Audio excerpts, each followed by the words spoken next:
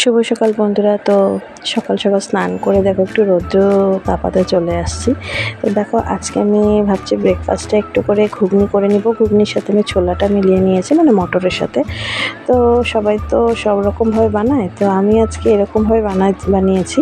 তো আমি এমনি মটরের সাথে আলুটা প্রত্যেকবার সিদ্ধ করে নিই, তো আলুটাকে আমি ভেঙে ভেঙে ওটার সাথে দিয়ে দিই। তো এবার আমি কি করেছি যে আলুটাকে সিদ্ধ করার পরে পিস পিস করে নিয়েছি। তো আমার এই যে ঘুগনিটা আজকে আমি বানাচ্ছি, হয়তো সবাই বানায়, কারণ পারবে এইভাবে সবাই বানাতে জানে। আমার থেকে অনেক এক্সপার্ট আছে যারা ভালো জানে, কিন্তু যারা ধরো প্রথম ঘুগনি বানাতে হয়তো শিখছে, তারা হয়তো আমার ভিডিওটা দেখে যদি শিখতে পারে।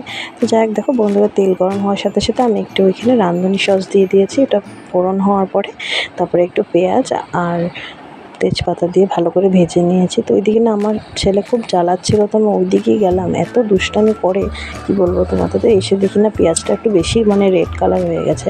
তো দেখো পেঁয়াজটা হয়ে যাওয়ার পর এখানে রসুন বাটাটা দিয়ে দিচ্ছি, রসুন আদা পেস্ট, আর দিয়ে টমেটোটা। তো টমেটোটা দিয়ে দিয়েছি মানে হলে তাহলে হয়তো কাঁচা গন্ধটা চলে যাবে, সেজন্য।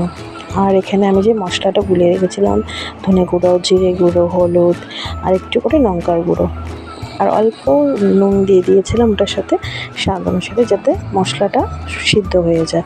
তারপর এখানে 4টে কাঁচামরিচ আমি দিয়ে দিয়েছি। দেখো এখন আমি তেল ছাড়ার জন্য মশলার থেকে অপেক্ষা করছিলাম, তো দেখি যে তেল ছেড়ে দিয়েছে। তারপরে যে চানাটা আমি সিদ্ধ করে রেখেছিলাম, এই চানাটা আমি দিয়ে ভালো করে কষিয়ে নিব। তো এখন কষিয়ে নেওয়া মোটামুটি হয়ে গেছে। তো আমি এখন আস্তে আস্তে যে আলুটা আমি সিদ্ধ করে পিস পিস করে রেখেছিলাম সেটা আমি দিয়ে দিয়েছি। দেখো, তো এইভাবে দিলে হয়তো ভালো লাগে, আর ওরকম করে গুঁড়ো গুঁড়ো করে দিলেও ভালো লাগে খেতে। তো যাই হোক, এটা হচ্ছে ফাইনাল লুক। তোমাদের কেমন লেগেছে দেখো।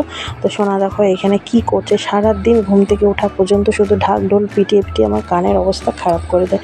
তো যাই হোক বন্ধুরা, আজকের মতো এখানে ভিডিও